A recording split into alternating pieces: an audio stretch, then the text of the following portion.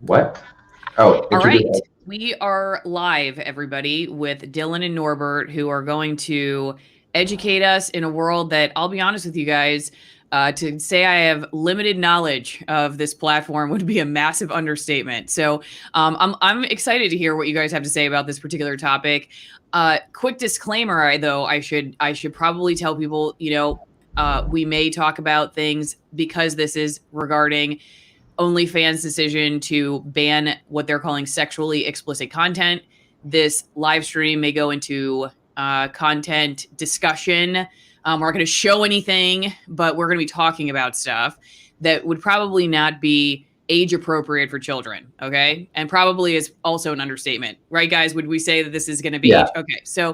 So as I said on my locals platform, leave your questions in the chat, leave your children somewhere else. And we're going to get started. I'm going to make sure that we're live on ROKFIN before we get going here. And I would suggest that everybody go live over to ROKFIN. In case we get into some other stuff that YouTube's going to find uncomfortable, we will probably cut the stream on YouTube and continue on ROKFIN. So I'll put the link for that in the chat. Okay, guys, let's start with introductions. Please let us know who are you and what brings you here today, other than the fact that I forced you to come on the channel? No, just kidding.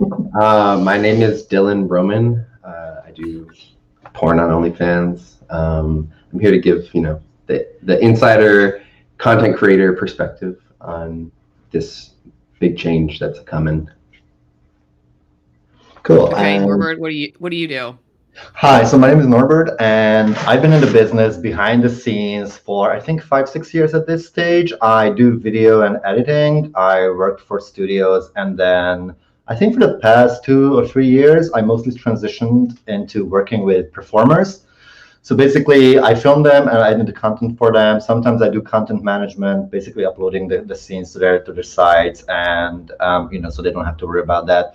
But yeah, mostly behind the scenes, working with a bunch of models throughout the years. And recently I started working with Dylan, actually. And, that's how we know each other. Okay. So Dylan, you said did you call yourself a pornography creator?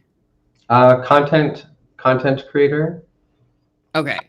Content creator. What would you call it? Adult content? I mean, just so I know what terminology we're using here today. I mean, I call it what it is. It's pornography, but a lot of people like to use softer terms. Yeah. Okay. So let's stick with pornography. I'm cool with that. If you guys, is that good? We'll just leave that in the room. That's fine.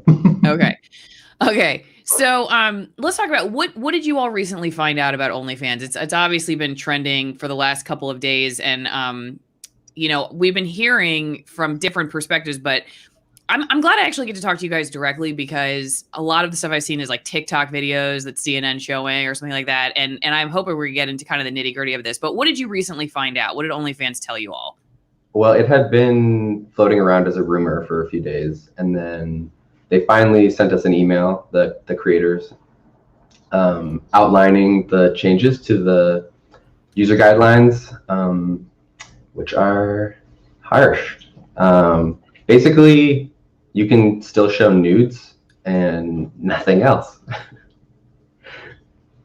Okay, so you can show a nude not doing anything, just standing there basically naked. If you look at their brand new user agreement, it's actually extremely detailed. Initially, the previous one was very vague. They did have some extremely questionable things that they pointed out that you were not supposed to put up there. But now I think if you go down the list of different points, it's going to be really difficult to find a loophole, because, for example, they even mentioned things like, pretending, or even just making sounds that can be explained as sexual activity will result in the accounts being flagged and the content taken down, and probably your account taken down.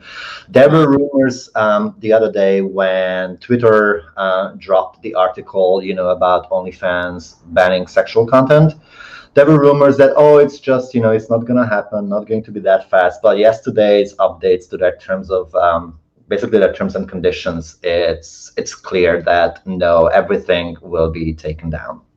Okay, so I'll read this. I guess I could just read the whole. Well, no, it's kind of No, long. it's a lot. It's very long. Have you guys read the whole thing? No. I did. Okay. Actually, I did because I was looking for certain loopholes that I heard about on social media, especially on Twitter, when people were saying, "Oh, but you'll still be able to do nudes and solo videos." For example, there are performers who only do solos. I don't want to go into the details, but not everything has to involve other people. So there are lots of performers who do solo stuff on these platforms, and the new user agreement clearly goes after those as well. So people who thought that, oh, I can still make solos and things like that, no, not happening. No real or simulated masturbation, for example, nothing Okay. like that. Okay. So I think some of the this seems to be the section B: shows, promotes, advertises, or refers to sexually explicit conduct, which means actual or simulated sexual intercourse, including. Yeah, I'm probably not going to read all this. We're not going to read all of it. We're on YouTube. We don't want to go into it. But it's just, you basically described it. So all right. Well, one question came in that I think people are interested in. Let's see here. Okay. I don't know how porn makes money when it's all over the internet for free. Can you explain to us what OnlyFans, I guess, offers or offered to people as a revenue generating platform that is different, I guess, than just what you can generally get on the internet? That's actually a dilemma that I've faced, because is it good advertising or is it money lost? Well, from my experience working with models throughout the years, it's first of all, it gives them freedom. They create their own content, and they put it out when they want it, and they charge the amount they want for it. And obviously, we had piracy all over the internet since the conception of the internet. I think, people were, even before, people were pirating VHS tapes and things like that. So obviously it cuts into the revenue, but at the same time, I think for many of the performers, it was the fact that they had the freedom to create the content they wanted to create, work with the people they actually genuinely wanted to work with, unlike, for example, with studios, where you get cast to do a performance and you have to work with the people you get cast with. So there is money there. Now, we have to keep in mind, and I think Dylan can tell about that, when it comes to high earners, it's only a certain percentage of performers who are, who will show up in documentaries or certain TV shows, about the platform and say how much money they make. But I think they're more the exception to the rule. Not everybody makes it. Not everybody's going to make 5-6 figures out of it per month, But it is still a platform that generates income. One more thing to add is that if you have a fan who's paying, a subscriber, they are gonna subscribe. They subscribe because they want to support you. And yes, your porn is most likely pirated out there on the internet for free. So they just like us. This is pretty funny. Independent pornography is a threat to the porno industrial complex. So that's is that true? I mean, is there some truth to that? So I tell you this, a few years ago when I attended some of the industry events, literally they had panels talking about this and the dangers. But once again, I feel like one of the issues was control. When you have big industrial porn studios where pretty much, the same 3, 4, 5, 6 individuals decide who works and who doesn't and what type of content gets made and put out, that's, if you look at OnlyFans, what I loved about OnlyFans or fans content in general is that, for example, people, in my case, it's the gay porn industry, individuals who would never, ever would have been given the chance to perform, they actually made a career out of it, and the legitimate, source of income and business. And by the way, that's my next point. People who make it or made it as OnlyFans models or fans models, they treat this as a business, as an independent business. You cannot be a flake. You cannot just decide, oh, I'm going to post here and there.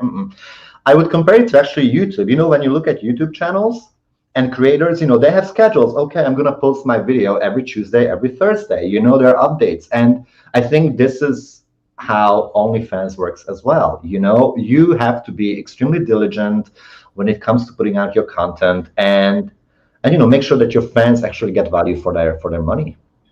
That's when you make it. Yeah, go ahead. Keep going. Sorry, didn't mean No, to cut you off. that's what I wanted to say. I feel like that's when you make it. Maybe it's off topic a little bit, but for example, yesterday on social media, or even before yesterday, when the news broke, there were people, with really kind of, I would say, misogynistic comments or anti-LGBTQ comments, making fun of people saying, you have to go back to McDonald's. And I saw comments like that even from other sex workers. But then, for example, when I look at their accounts, I'm looking at them and, for example, so you built up 3,000 people to follow you in 3 years. Your videos are terrible. I would never pay for them. No wonder you couldn't make a business out of it. Whereas others make high quality content themselves, whether it's, their own handheld setups at home, or they hire somebody like me to actually film them and edit the content for them. I call those videos pro amateur, and the reason I call them pro amateur because we leave the lights in the footage. We don't cut everything out that you would see in a studio scene. So it's also more personal. I don't direct the models, for example. I tell them, once you start, it's your content. I'm just like a fly on the wall. I go in, get the shots, and you create your own content. Whereas in studios, you don't have that. It's interesting because it seems like one of the many offshoots of the gig economy, I guess, like everybody trying to figure out a way to, use the resources they have, whether it's renting out your house on Airbnb or, like I'm somebody who used to work for mainstream corporate news. Now I'm an independent creator. It seems like it's part of that. I'm curious. Okay, well, let's get into the nitty gritty of why exactly we think this happened. So, oops, hang on. Let me share my screen again here. So this is from CNN Business. Now they have a quote from MasterCard saying they didn't put the pressure on them, but that's what we're hearing, that this comes from the credit card company saying, we just don't want to be involved in this kind of content. And so OnlyFans decides, all right, you know what, we're going to stop the sexually explicit content side of things. So what they're saying here, and they say that OnlyFans has 130 million users and more than 2 million content creators. It's pretty large, especially for something that's not been around that long. And they're saying that venture capital firms are often wary of investing in platforms that host adult content, and that its popularity and revenue exploded during the content, but that OnlyFans has struggled to secure outside investment. Also, its decision is a result of a much wider and concerted crackdown in recent years across explicit parts of the internet, one driven largely by a group of powerful and increasingly assertive companies, the payment processors who behind the scenes handle every swipe of your credit card, whether you're paying for gas, buying groceries, or yes, tipping a performer on OnlyFans. So what do you guys think? Do you think that this pressure came from banking or credit card companies?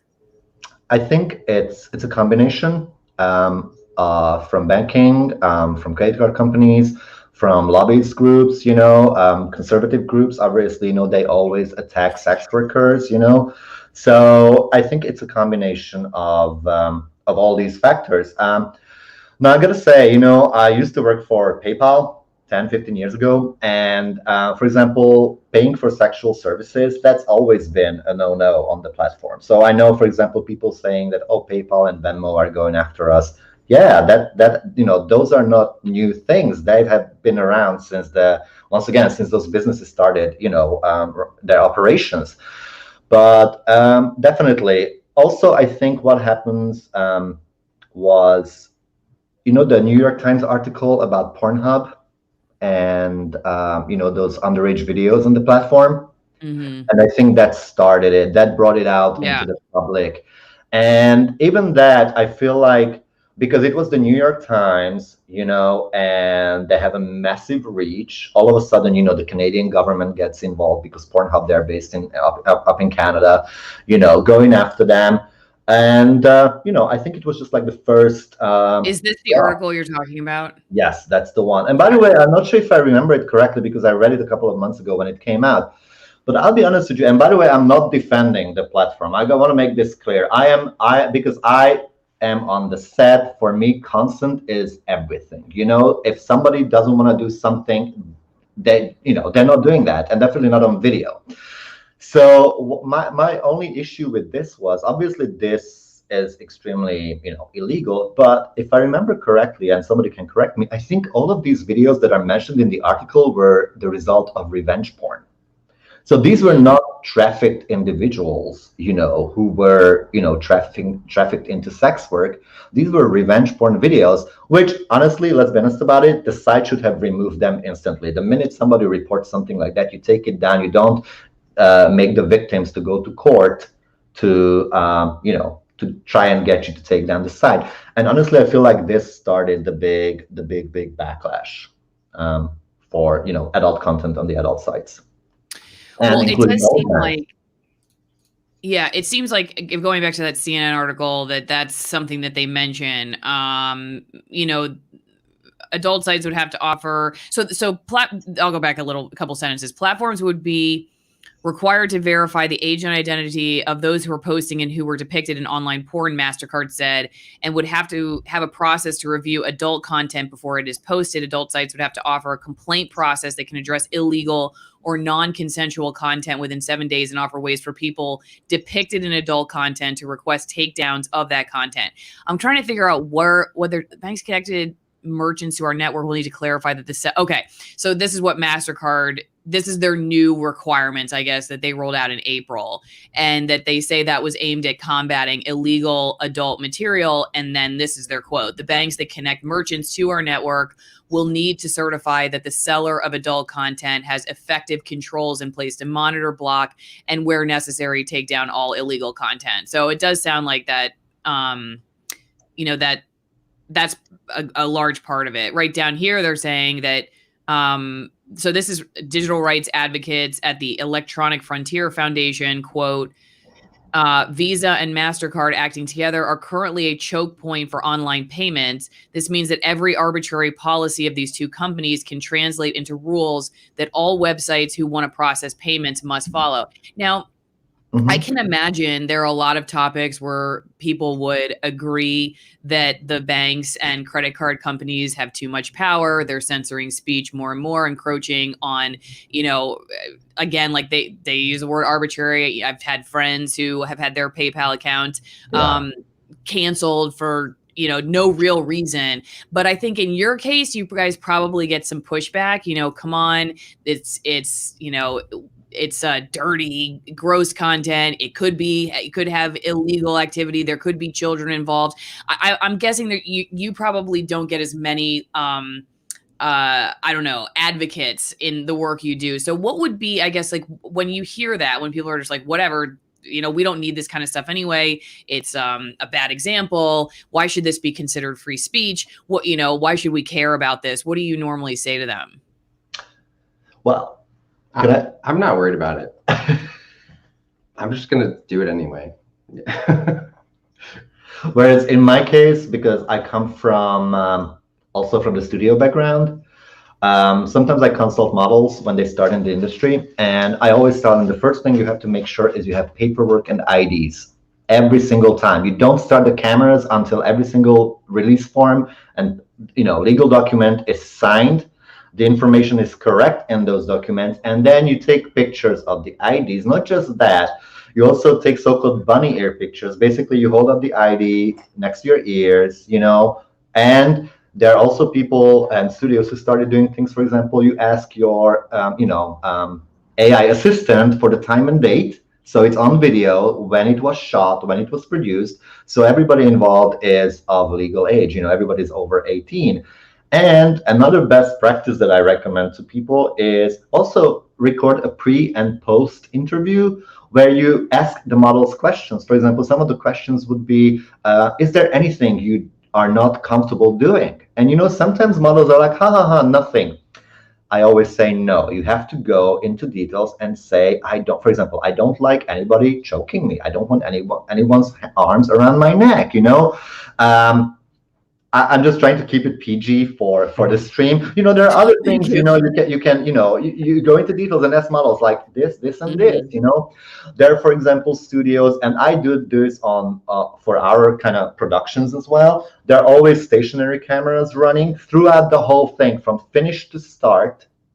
Stationary cameras getting everything, so we make sure that everybody is safe and protected. And that we don't get anyone coming to us saying, "Oh, I was forced, I was coerced." No, you were not. We have it on video. You never said anything. You never told us, no. So, because obviously that could happen as well, especially, I don't want to say things, bad things, but somebody's looking for their 15 minutes of fame.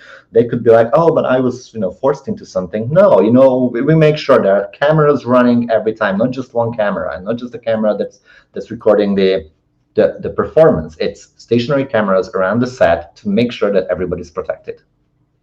So, and sorry, and by the way, when it comes to OnlyFans and all the other platforms, I think we have been doing this for, once again, 2 to 3 years with the models I work with. I always tell them paperwork, and IDs, to make sure that you have all the legal documents to prove that the performers and your videos are legal and of legal age. Unfortunately, I did find a BBC article where they pointed out content from OnlyFans that is extremely questionable. And to that, all I can say, you're going to have bad apples on every platform, unfortunately. You're going to get people who somehow, the accounts don't get flagged in time and they end up with content on the site that shouldn't be. But I feel like these people who post that type of content, they are actually giving ammunition to all these other groups who want to ban sex work, legal sex work, or performers from the internet. Because, God forbid there's something, with underage performers involved or children involved, then everybody's going to lump all sex workers, all online performers into the same category, and it's not. It's not. Latch on to that one example. So somebody, A-Rem on ROKFIN, I think this is also the point of what you're seeing on the bottom of the screen there, this comment: there are bellwether issues of free speech. The issues that people most likely agree with will never be on assault. It is the controversial issues of crassness, vulgarity, satire, pornography, etc., that adults might freely choose to engage or view, where chipping away begins, which I think is a fair point. And then Greg says, interesting intersection of morals and the freedom of expression. Freedom of speech is truly tested when it's over something you don't agree with. So on that note, I'm going to bring in my interpreter here. Hang on. I was calling him hang on. Here we go. Okay. Here we go. Felix. Because as I said, this is a very new world. And Felix, if people are unfamiliar, is a longtime Hollywood actor. And Felix, I figured you could fill us in on maybe also just the world of performing and the credit card companies, the banks, and everything, and how this is being handled, I guess, in the Hollywood world. Yeah. Well, first of all, I wanted to talk about what Norbert said. I just recently, I was researching this before you went on today, and there's actually a government document, 2257 or something, that you actually are supposed to.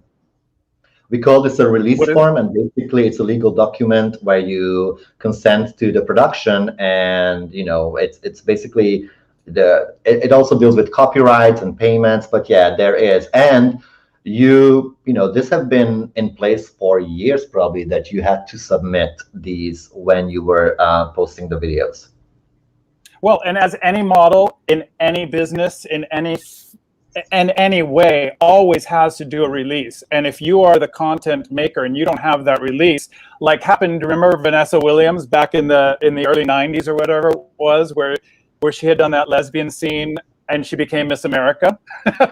Maybe it was the 80s. And then they found this lesbian scene she had done and she had not signed a release for it. So there was huge legal ramifications for that, but she also lost her crown.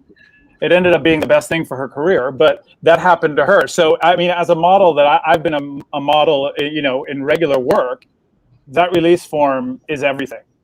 You know, Yep. for age, for legal release, for, you know, your image and likeness being reproduced, or the ability, or what they're allowed to use your image and likeness for. That should all be in there. So I just wanted to talk about that. I wanted to also ask you the difference between a webcam site like Chatterbait and OnlyFans, because on Chatterbait, you know, they have the tokens and tipping and all of that. You can also have private shows, live private shows. What are, can you tell us more about that kind of a platform as opposed to OnlyFans? And hang on one second. Hang on one second, Dylan, before you get started. Felix, your mic is popping a little bit. I don't know if it's because of your headphones. Maybe we'll try taking those out. Take it out. Yeah, let me just take it out. And hold that thought for a second. Just in case we end up having to switch the stream. I just wanted to say to everybody, locals. Hang on, Felix. I'm gonna mute you for a second. Locals is a great place to send me story ideas and questions, and I have a few of those that are going to be coming up, but just so everybody knows, AllisonMorrow.locals.com, AllisonMorrow.locals.com, and I'm going to get those questions in a second after we get to Felix's last question that he asked. But also, if you would like to support my channel, don't forget that maybe you need a drink right now, actually. Do you guys feel like you do? I don't know. So you can go to AllisonWinePromo.com, AllisonWinePromo.com. You get 50% off of my favorite Malbecs from Argentina and 50% off shipping. And actually, it looks like they've switched them out.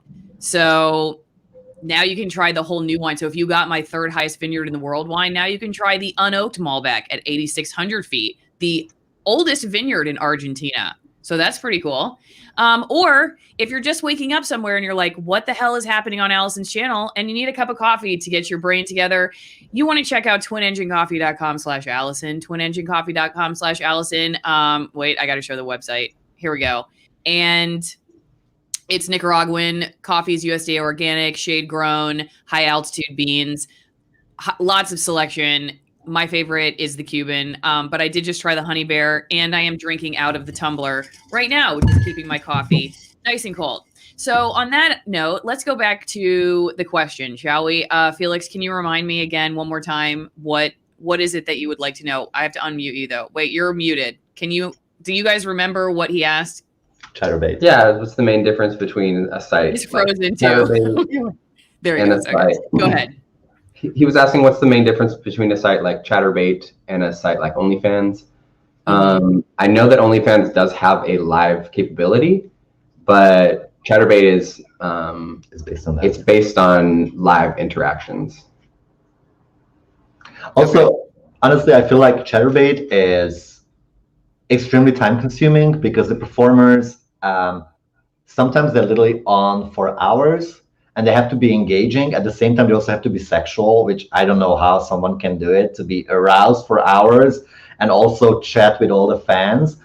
But also they have options where they can record and then archive the live streams and then, you know, sell the access to those. I feel like with Chatterbait and those platforms, you buy the tokens. So that's how the company makes money. They sell the tokens. And then the fans, the paying customers, use those tokens to tip their, performers. So, and based on the token, the company takes a percentage. Whereas on sites like OnlyFans and Just for Fans and many of the others, there's no tokens. It's you enter your financial information and USD. Yeah, and pretty much it's financial transactions. So maybe that's why Cam4 and Chatterbait are kind of weathering this a bit better, because I'm not a legal expert, but theoretically they're selling tokens, right? And then those tokens are being used to pay for sex, and then they convert the tokens into actual money. So maybe that's why they're weathering this. But on OnlyFans and on the other sites, it's just cash. I mean, cards. Okay. Mark says on ROKFIN, Americans fear legal porn more than war and violence. Now, I'm going to switch over to my locals platform. Here's the first question that came in from Larry Fine. People can say what they want about OnlyFans and those who use the site. I've seen a screenshot of the email they sent out explaining their decision. Most interesting part is how the company is patting themselves on the back, telling everyone who depends on the site for income how much of a diverse and inclusive company they are, while making very clear to those who made the owners rich their diversity is no longer wanted and they will be excluded out of this inclusive space. So basically the question is, well, I guess it's more of a comment, saying that diversity inclusion is a virtue signaling scam that companies and corporations do to allow all the Wall Street guys to feel warm and fuzzy about their investment choices, while customers feel joy buying from them, while the company happily treats employees as garbage. And as Amazon, they're saying, is an example of that. I'm just curious, what do you guys think about that? And then Scott wants to know about the female perspective, which that's me, but I'm not on OnlyFans, so I can't help you there. So for the female perspective, there are some big name female performers who use the platform, and I follow them on social media, and many have the idea, many basically expressed similar opinions to us, that it's the fans who made the platform. It's not the platform that generated the fans and the income. It's the other way around. Yeah, they offered a platform that was maybe ease of use. Let's be honest about it. The site is not the most user friendly, and it's not the fastest when it comes to uploading content. Depending on the time of the day, sometimes you ended up 2 hours waiting for a 20-minute video to upload. But what one of the big female performer, Sylvia Sage, posted onto Instagram, on her Instagram profile the other day, was, the fans will follow you where you go. So I don't think she is worried as much as, obviously I can't speak on her behalf, but it's a positive thing that she's putting a positive outlook, yeah, I'll go and my fans will follow me. But my only issue, my issue is, and I agree with the comment there, all these companies are trying to be, we're so inclusive, and we representations, and sometimes it's just, it's just for show, it's not true, because let's be honest about it, why is it bad that consenting adults creating content, putting it up for sale in a safe environment for themselves is bad? And now you take away their income, and now they have to go and work in, I don't know, especially girls, they have to go and now work in strip clubs, where they're being felt up and they have to interact with people they don't really want to in person, right? For the tips. Whereas online, they created their content in their own safe environment and could sell it all over the world and, live the life that they wanted to, instead of, being pushed into jobs that, maybe they don't want to do or are not safe. And the same goes for many of the trans performers I work with. They are one of the most disadvantaged groups in everywhere. And now many of the trans girls and the trans men that I work with, they will have to go back to maybe escorting, or doing other stuff that OnlyFans help them generate with the income. Not that they didn't have to do that. It seems to me like any company that's claiming to be inclusive, like, why do you need to say that?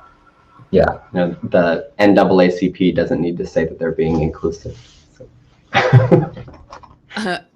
Okay, let me. We had some questions related to why do it, which I actually meant to ask you a lot earlier, about background on the two of you guys. How'd you get into this line of work, and why do you do it? Maybe give us some early stories. What did you have any jobs before this, or was this always what you wanted to do when I don't know. And then somebody specifically said, I thought they just do this for money. So maybe it's not I mean, and it really, is that any different than a lot of jobs, I guess, in some way, that people just do for the money? They don't necessarily, they're not just warriors for whatever it is. I don't know, but curious, could take us back in time a little bit. How did this become your life? Sure. Well, I had a previous career as a professional ballet dancer. I danced for 10 years. And then I was a student. And then I did do some Chatterbait. That was probably my first sex work. And then I was just hooking up, and people were wanting to film and trying to convince me that I could make good money off of it. And then they did convince me, and they were right. Was there any, were you ever like, this is going to be all over the internet? What if I'm, 50 and I change my mind about, did those thoughts ever go through your head? Yeah, for or sure. my family's going to, see, I'm just curious because I can imagine some people would be a little nervous about that, especially at such a young age. You're a young guy. Yeah. Pretty much after the first video is out, there's no going back. Like, it's already all over the internet, and you really just can't care. You can't care. If you care, probably not the job for you. Do you think though that you might change that could, like, did you ever think, well, maybe someday I will care? Maybe I'll be 50 or 60 and I will care someday? Well, maybe, but let us know. We'll have you back on the channel. Like, what does it do for you? I don't know. I was just curious if that went through your head before you for sure. And maybe I will feel that way one time, or in the future. But it's just like, why would, unless there's some kind of action you can take at that point, I don't know why you would worry about what you already did. So now, is it just like a job? Is it just like, this is what I do to get paid? Or is there some meta narrative, I don't know, meta reason that you're participating in? Is just like, it's a job, it pays, it's easy, I'm good at it, whatever, like, or do you like doing it? I guess, is there a value set to it? For me, being a performer with ballet, it's been really nice to still have like performance moments in your week. Building up, having the pressure and the endorphins, and performance is addictive. So I felt, and being a ballet dancer, a lot of the same skills are being used, like wordless acting, flexibility. Can you tell me one of the ballets that you've been in? Oh, I've done all of the full lengths. My favorite's in Nutcracker. We go almost, I feel like that could be taken the wrong way. I've done the Nutcracker. But yeah, Nutcracker almost every year. And what part did you play? Or dance? I've done every part except for Snow King. Oh. Wow. Yeah, all of the classics, Giselle, Swan Lake, Sleeping Beauty. So in the way you look at what you do now is similar to being in Swan Lake. Ballet has always been like low key sexual. So yeah. The outfits are very tight. I will give you that. Yeah. But I think it's probably a little bit different. Like, I don't know if my grandma would agree on that one. I guess so. All right. So let's go back to, so I wanted to hear from Norbert. So did you ever, or did you finish? I didn't mean to cut you off, Dylan, when you were talking about why you do it. Yeah. So in my case, I call myself the accidental pornographer, trademarking it. No, I'm not. But basically, I got into the business by accident. My husband, we're separated. We're getting, but my husband turned out to be a performer, and he shot his first scene without me knowing. And afterwards, I was like, okay, so I guess you're a performer. And then on one of the sets, the producers were looking for an editor. And my husband wasn't interested in the job, but I was. So I started editing, and then I ended up working on the sets as a PA. Then I went into camera, and then pretty much, that's how I started. I actually need to thank Anthony Duran and Trenton Ducati for the first job they gave me as their editors, as the editor. And actually, my background is I worked for eBay, PayPal, IBM, and then education. Actually, I have a master's in English and linguistics because I'm a non-native speaker. I don't really use it much for the current job, but I also did adult learning, so L&D, learning and development, so corporate training. And, I use all my skills, that I picked up and I learned through adult work. For example, I create training courses for models, all camera work, how to get better camera work out of your phone. Basics, basic editing skills for models. So yeah. I don't think this is gonna, go on forever for me, but there's so many avenues that porn and working in the industry opened. I'm not gonna drop names here, but there were so many. How do I put it? Mainstream jobs with video and editing involved that I got through people I got to know in porn and the adult work that actually got me jobs in the non-adult industry. Behind the scenes photography and videography on photo shoots for magazines, with certain people, I'm not going to mention, but yeah, it also, I gotta tell you one thing. I totally understand where many of the commenters, especially the negative commenters, are coming from on social media. If you are not exposed to the environment and the sets, you think everybody is having fun on the sets. You think everything you see in the finished product is all like that every time. I'm going to be honest. Debauchery. Just total hedonism and debauchery. Oh gosh, you know what? People ask me questions, and this is not PG. People always ask me questions like, "Don't you have blue balls while editing?" I'm like, "No," because I pay attention to what I need to cut out. How do I have to reframe the scene so something, let's say there's a cable or a cord in the background that doesn't show. I have to make sure the cameras are properly, the colors are matching. It's color corrected and color graded. Fixing the audio. So no, I don't have blue balls. And on set, I tell you this, the minute if somebody would act inappropriately on my set, not only they get kicked out, I probably call the cops on them for sexually assaulting someone or harassing someone on my set. People think that, oh, you're behind the camera, you must be all naked and having fun. No, we're not. We're there to do a job. So also, and yeah, I got to know people, a lot of people. I made a lot of friends, and people think, oh, people are just, dumb bimbos in the business. No, they're not. They're extremely smart. That's why they make it. You have to have smarts to make it in the business.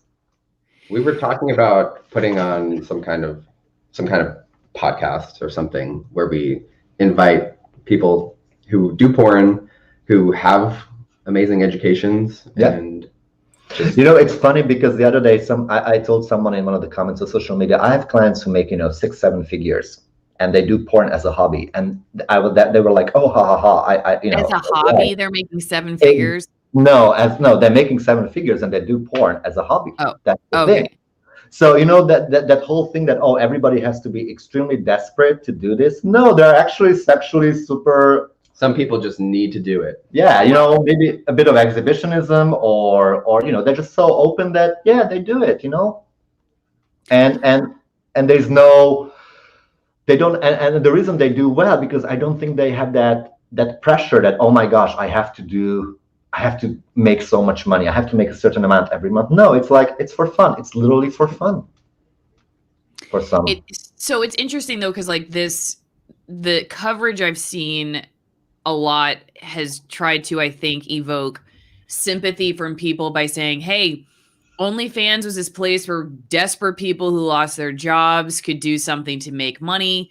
It sounds like what you guys are saying is that's not really like what that's all about. That it wasn't just like maybe that added creators to the platform, but that there were people on there for a long time who, and the majority are not like just, I lost my job doing, somebody's hair at a salon or whatever, because salons had to close down. So now I'm going to go to OnlyFans.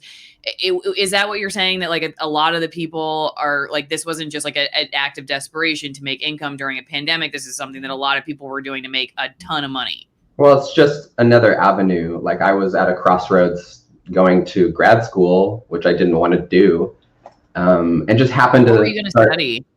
I was going to go in for social work, but yeah, I didn't really want to do it, and just so happened to start OnlyFans and made enough money that I realized if I keep going to my day job, I'm losing money. So just do OnlyFans now, and it pays for some people. And as you mentioned at the beginning, that there are 2 million, creators on the platform. Obviously, they're gonna be there's there's going to be people who set up the account out of necessity, and some of them, but that's the thing, if you set it up out of necessity, or you were doing it out of necessity, you may make it, you may not. You may become extremely popular and make enough money in a month that others make in a year. You may not. It's honestly, I feel like sometimes it's just being at the right time at the right place. So I wouldn't generalize that everybody is doing it as a hobby,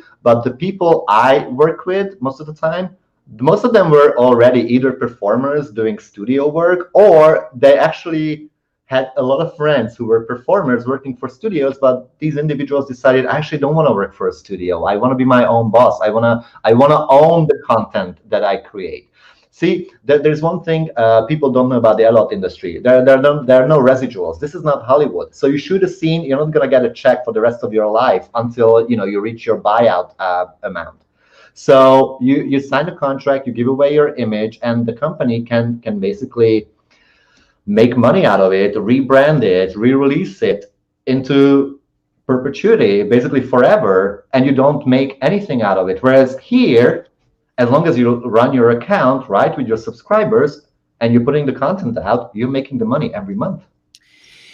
So then I guess, do you buy the excuse when it comes to these companies saying that this is about protecting children or keeping illegal activity off of sites or whatever, that they don't, do you buy that excuse? It feels like if people were, this was happening for a long time, this industry, right, has been around for a long time.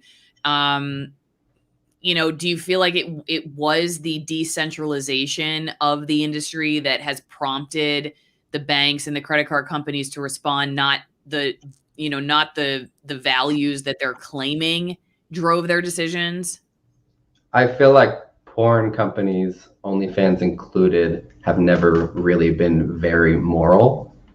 It definitely has created a money war. Yeah. Now that the performers are making all the money that the directors. And let's be honest about it. Initially, porn studio executives were furious with OnlyFans because, once again, as I said at the beginning of our interview, it's all about control. When you're in a position where you decide who works and who doesn't, and you use the same 5, 10, 15, 20 people, you lock out everybody else. So they didn't want that. It's all about power and control, right? Also, it's a huge money-making business. This is $1 billion business. That's why people, laughing it off. I'm like, this is billions of dollars exchanging hands in this business, every year. And there are industries that were built on the back of porn. There's so many things people don't see what's happening in the, behind the scenes. For example, just let's go with the payments. There are literally businesses whose only purpose is to process payments. If you, as an individual, want to create an adult site, you can't just go to any payment processing company to be able to accept credit cards. You need to have specialized companies that deal with that. Same, for example, running your website, the servers, server space where you host your content, the bandwidth for your server. It's all specialized. There are industries built on the back of porn that is out in the front, and people don't know what's happening behind the scenes. So it's a massive business. And yeah. Anything else? So basically, long story short, you think it's kind of BS what they're claiming? Oh yeah, listen, I'll tell you this. In every business, you're gonna have bad actors, right? So, for example, remember, once again, let's go back to the Pornhub article, right, from the New York Times. Okay, I can't remember the number, but I think somewhere it was that in like a 12-month period, they had 54 or something, kind of underage videos that were removed and whatnot. Then we get the report that Facebook has that, and Facebook gets 54,000. So why is it that Facebook still has all the credit card companies? And by the way, we all know that Facebook, Google, and all these companies outsource the terrible job where underpaid individuals have to manually review those videos to make sure that don't show up on the platform. So the way I look at it, if 54,000 got through the cracks, what was the actual number that was supposed to go live on those platforms? And because they're $1 billion companies, mainstream companies, nothing. You know, if they want to shut a site down, start with Facebook. You know, the Yeah. stuff that people post there in the tens of thousands, it's insane, you know. And so I get it, you know, it's I feel like it's hypocrisy from people like, oh, this is Pornhub or this is OnlyFans, you know. Obviously, and once again, I'm all for consent, and you know, I hate it when I read articles that, okay, there were certain types of videos that were posted. I also feel like if you're making hundreds of thousands of dollars a month, or if you're making millions or you're making billions, then maybe invest in the infrastructure that you can weed those videos out and those accounts out instantly. And I can give you an example, Tumblr, you know, because I know all these venture capitalists are pushing money into, you know, OnlyFans. Look what happened to Tumblr. It was valued at 1.1 billion, right? Sold, and then all of a sudden, a year later, it's being sold for $3 million because once they removed adult content, nobody was going there. At least not in the numbers they were going before. And once again, from a personal experience with Tumblr, it was terrible. You know, obviously because it was used by bad actors to post videos that were illegal. If you wanted to report a video from the app on Tumblr, you were told, oh, you can't report it directly from the app. You have to copy paste the URL into a web browser and report it. If I see something illegal, do you really think I'm going to copy paste the URL from my phone, put it on my web browser, and then report it? No, I don't ever want to see that. So companies also need to up their own internal processes and procedures to weed these things out and be proactive. Don't just wait for you know, the users to report the account. Be proactive about that. You know, with artificial, you know, with computer technology and AI, I'm sure they have, you know, algorithms that can go through things and flag stuff. And you know what? If they flag something by accident, if I feel like I was wronged, well, then I can appeal it and make the appeals process once again more streamlined and faster. So yeah, so I think, yeah, you're right. It's BS. Have you all heard of Float? This guy's Trenton saying Float platform will take you, no censorship, and get paid in crypto. And I don't know what's going on with Felix. Maybe he's been offended. I'm not sure. He just keeps coming in and out. No, Have you heard of this though? No, I haven't. One of the second biggest one that I heard, I know, and I know models work with is Just for Fans. They also have For My Fans. For the past couple of days, I saw some new platforms popping up, and also talking about crypto, you know, cryptocurrencies. We'll see. But as you know, as other performers said, you know, the fans will follow you regardless of the platform, you know. Obviously everybody is scared, you know, if you know, if half of your income or 2/3 of your income was coming from OnlyFans, everybody's scared. But you know, the minute people migrate to new platforms, the fans will follow, and you know, they will build it back up. I think we have to keep a positive outlook on this. Try not to panic. Try not to panic. Yeah. Do you think people are panicking? Yeah. Are there Oh, yeah, people that you feel like are? Big time, especially the smaller creators. You know, people who make maybe, you know, a couple of $100s a month, or you know, maybe 1,000 here or there. You know, they are, because I'll be honest with you, I'm really worried about, as I said earlier, the young performers, you know, who made more money than their parents, and you know, they don't really have a background in any other field, and they don't know how to navigate, you know, the new kind of this new status or whatever is, you know, happening. I do feel worried about them. But then once again, this is gonna bite me in the back. But for example, if any performer is watching, immediately buy the URL to your username. Whatever your username.com, go buy it. Even if you don't set up a site, buy it, because guess what? There's going to be people buying up the usernames and then trying to sell it off, or they will use that to scam people.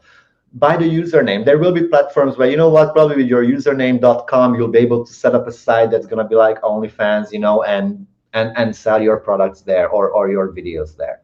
So little things like that. Don't panic.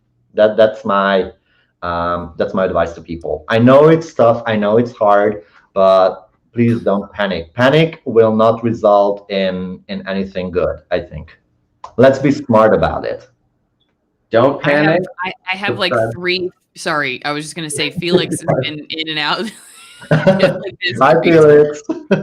Anyway, all right, go ahead. Sorry, Dylan, I didn't mean to cut you I was off. just gonna say, don't panic.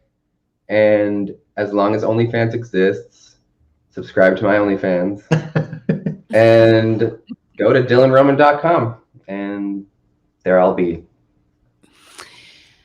Okay, I'm gonna go through and make sure I've gotten all the questions. Have you guys said everything you want to say? Is there anything I didn't ask you about that you think would be interesting about this discussion? I honestly feel like, we will need to take a couple of days, to digest the news. And as I said earlier, I just want to encourage smaller performers, or, with not massive followers. Don't panic. Please don't panic.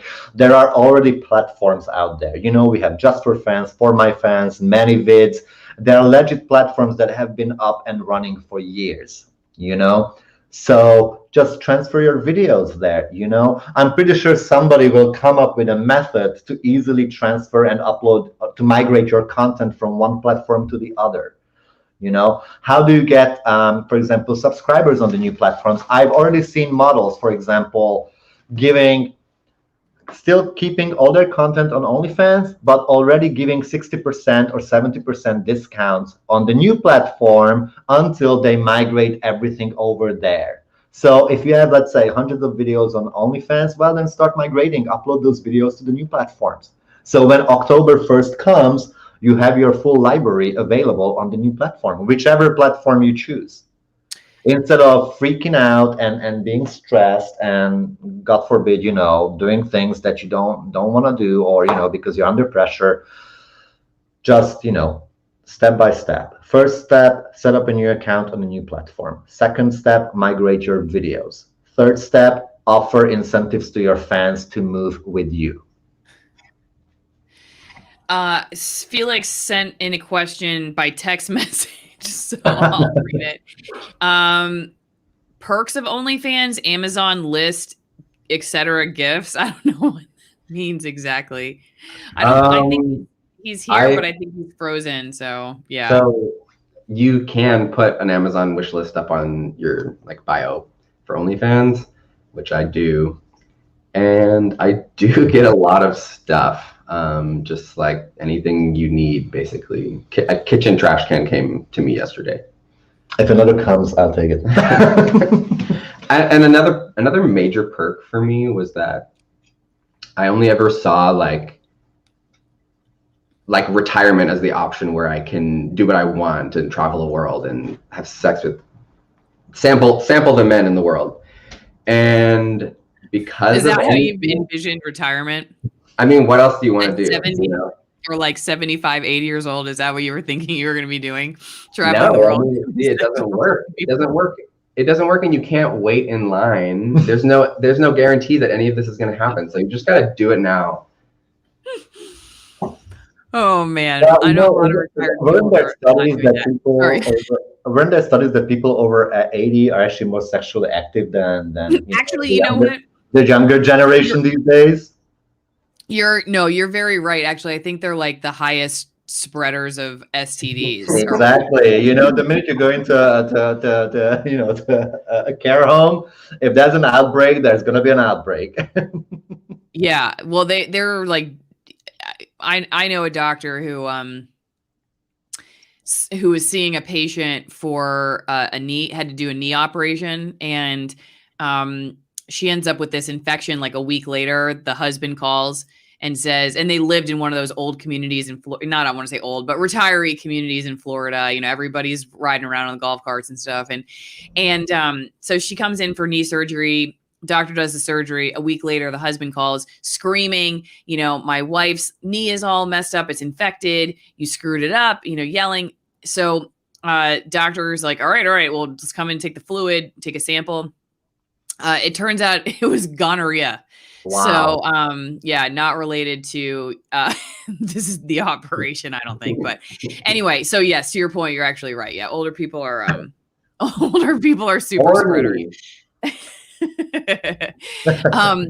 Okay. let's see. Yeah, someone says it's Lakeland, LOL.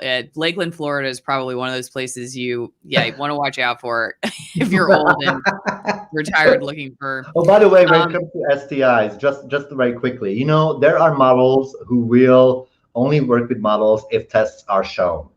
So it's not just a studio practice that you get tested before your shoot. Actually, there are companies, once again, built on the back of porn, talent testing, for example, that literally specialize in tests for STIs, where all the models are being sent. They have system setups where producers can book in models to go get tested, So there are models even working for, for themselves on OnlyFans and all these platforms that, they look after each other, we don't want any spreads anywhere. Everybody comes and everybody who's in the video is tested.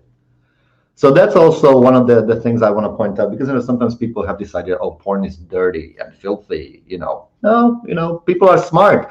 You don't want to be out of work for 2 weeks because of an STI test.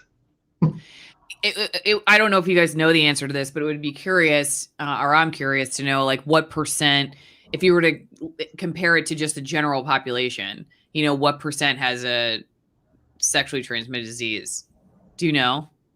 I'll be honest with you, I always feel like that sexually active and openly sexually active people are less likely to spread something because they go and get tested on a regular basis than people who are, in our community, they call it DL, or the down low, like basically somebody maybe in the closet, or somebody, married, or, they are, honestly, for me, they are the worst. I can tell from personal experience. You hook up with someone in the gym, you get something straight away. You go to a sex party for weeks and nothing. Everybody's squeaky clean, because that's the other thing. There's no stigma. If somebody has something, we tell each other. We tell each other, hey, listen, you know what? Somebody came up, go get tested. It happens every time in the business. It's consistent. If you put something in the dark, it's like prohibition. Yeah. Make alcohol legal. You're right. Super gonorrhea is not coming from the gay community, for example, in our case. Super gonorrhea is coming from, teens not taking their meds properly when they get diagnosed. Is there a super gonorrhea? There is in the UK. Gonorrhea. Once again, don't quote me on this, but in the UK, the largest groups are literally teenagers, cis straight teenagers spreading it because they can't go get tested. They can go or it's a shame or a taboo and embarrassed, and then all of a sudden, so not good. So okay, big picture then with this, you were just saying like the best way to make something more dangerous, and I've heard sex workers make this argument before, is to blacklist it, put it underground, make it illegal.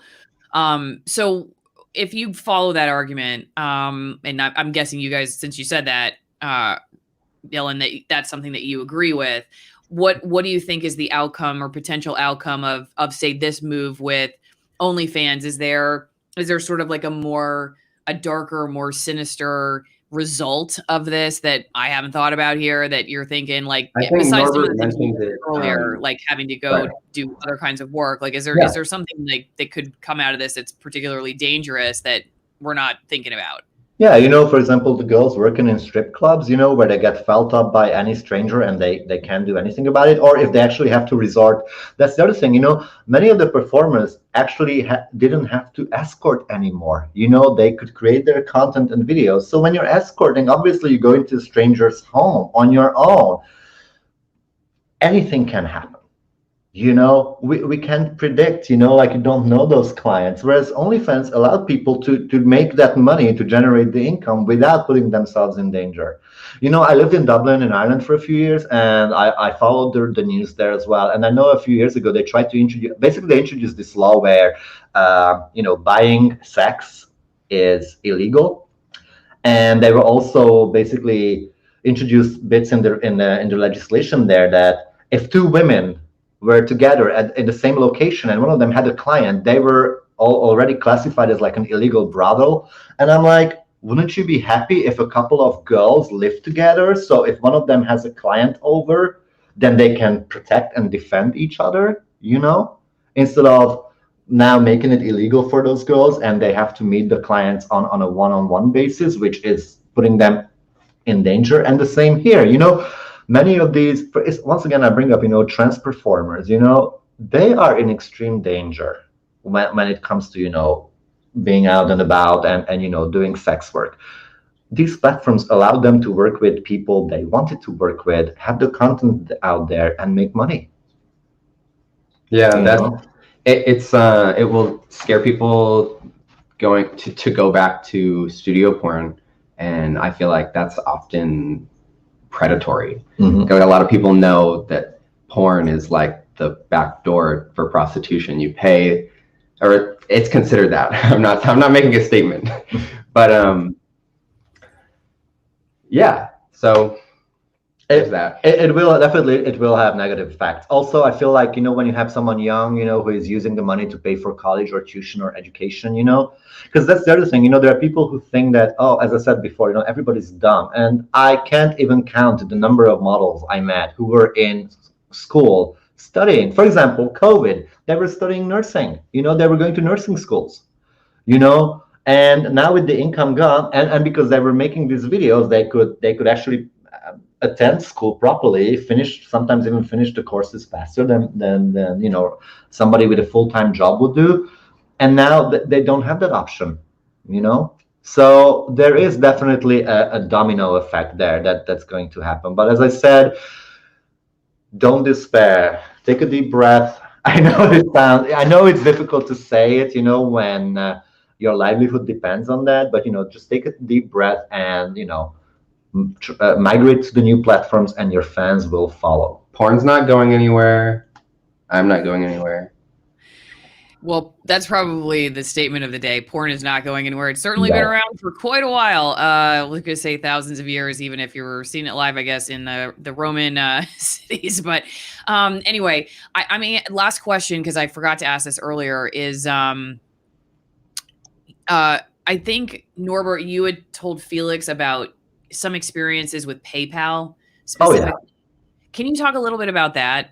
Okay, so I'm not sure how current my information is, because I worked there for in 2006, 2005, but I worked in the call center, and I worked in the resolution department. Basically, the resolution department was the department where, if there was some issue with the payment, they opened the case. And when you open a case on PayPal, something is wrong with the transaction. That's where you go to.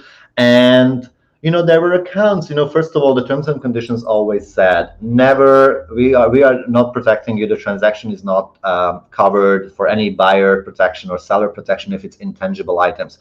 So at the time, 10, 15 years ago, I'm not sure what the name for these items is in games, but when you pay for a sword in a game, you pay 500 pounds or 500 euros, and then the person was like, oh, it's not what I bought. Well, but we can't do anything about it because it was intangible. Also, when it comes to the accounts, once again, terms and conditions are extremely vague. They have extremely expensive lawyers who know how to write those agreements, and yeah, they can just go and suspend your account for 6 months, and then it's on you to actually ask them for your money. They can literally hold your money in limbo for 6 months.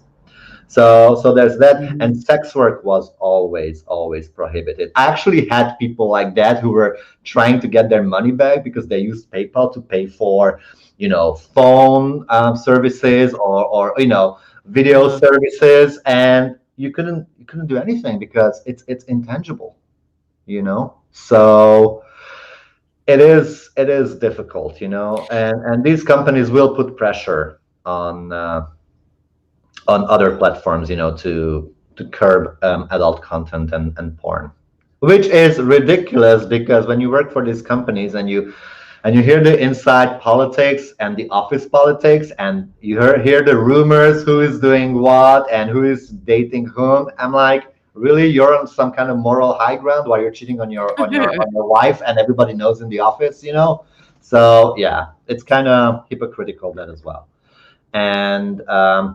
And obviously, once again, there were cases where, these companies will look the other way. I can give you an example.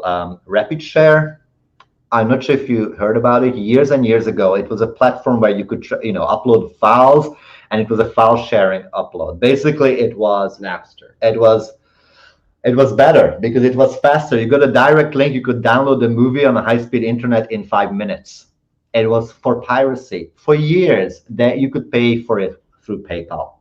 For years, PayPal were taking the cut. The only time they stopped when actual Hollywood studios, went after them and be like, hey guys, you're actually doing this. Until then, it was all okay. So I feel like this is the similar scenario, somebody, maybe it's MasterCard, maybe it's Visa, maybe it's, conservative lobbying groups. They are putting pressure, and the companies will say, oh, we're not being pressured. They are, they are one way or another. And unfortunately, and let me just say one more thing. Many of these platforms, they use sex workers to build up their followers, to basically generate revenue. And then the minute they become big, they kick the sex workers out. And it's not the first time. Look at Instagram. Instagram, the minute they became super big, all of a sudden, suggest not even hardcore stuff, but even just suggestive stuff is being taken down. And also, if you think about it, once again on Instagram, there are girls posting pictures, influencers, right? Posting photos where literally you can see everything, even though, of course, they're going to wear, something to cover bits up, but you can see everything clearly. The account stays up. The minute someone from a minority group posts something similar, their accounts get pulled straight away. Truth. Why is it that, if a person of color or someone from the LGBTQ plus community posts something similar, their accounts get banned, flagged straight away. If it's a girl or and by the way, nothing against that, because obviously they can make their money like that. But if it's something that, I would say tech bros love, then that can stay. Because let's be honest about it. Once again, let's go back to Facebook. Facebook, sorry for rambling here. No, But Facebook was literally created as a stalker account in a college environment, right? He created the site to raid girls behind their backs. So that mentality is still there. You cannot weed that mentality out of these platforms. So they will be using sex workers, because we all know they will be using sex workers. They use their services, but oh, God forbid you have it on our platform. No, no, no. It's also just the life cycle of any social media site. Yeah. Or a lot of things, they start out good and they're just watered down until they're watered. Or some of them become too big for their own good. In the sense that if you have 2 million, performers on the site, I can't even imagine the number of videos they have to scan and go through to weed out the illegal stuff. So at some point, it's also just the numbers that make it impossible. And the minute you find something questionable, obviously these other groups will use it against you. So I think that as well. And of course, business, from a business point of view, I'm always baffled when companies come out and tell us, oh, but we didn't know that. I'm like, really? You made 2 billion in revenue last year and you don't have the money to monitor this or to invest into this? What are you using the money for the income, the revenue? Shouldn't you be putting it into your platform or safeguarding the people or helping the people who actually made you big and generated those $2 billion in revenue for you? So it's tough. But well, so, and I guess that's really my final question is, what are you guys planning to do? What's the plan near term for this? So I have my URL, dylanroman.com right now. That just sends people to my OnlyFans. If I end up doing a different site, it will send them to my other site, or it will just be my own private site. But those are my options right now. And in my case, I come from an L&D background, so I've already worked. I also work, non-adult work, so I just go back to that. At the same time, I'm not giving up on this, because after years of working with people in the industry, it was such a major learning process that I feel like I really go out and I will try and advocate for them. In any situation, if somebody is coming after sex workers, even though I am not one, but I work with them and I respect them, because it takes balls and guts to put yourself out there on the internet for everyone to judge. I think it's fair to mention that times are changed and it's a lot easier to do porn now than it was. Yeah. So there are options. There are options there, So I'm not worried. Do you consider pornography free speech? Yeah. Like a free speech issue, I guess. Do you consider it a free speech issue? Oof. You know, I'm not I just work here. Yeah. You know, I'm not a constitutional lawyer or an expert on you know, on free speech, but definitely I feel like, here's the thing, you know, me being European, the whole free speech thing in the US is interesting to me because I totally get it that there's free speech, but then certain things that people get away with in the States, in Europe, you would be locked up for it. And I don't want to go into politics, but, you know, for example, the past 4 or 5 years, you know, in politics, you know, some of the things that politicians were saying, oh, really try and go to Australia or Germany and say the same thing and let's see how you fare, you know? And in the States, it's always like free speech, free speech. So the way I look at it is this: if it's consenting adults and it's their work, yeah, free speech.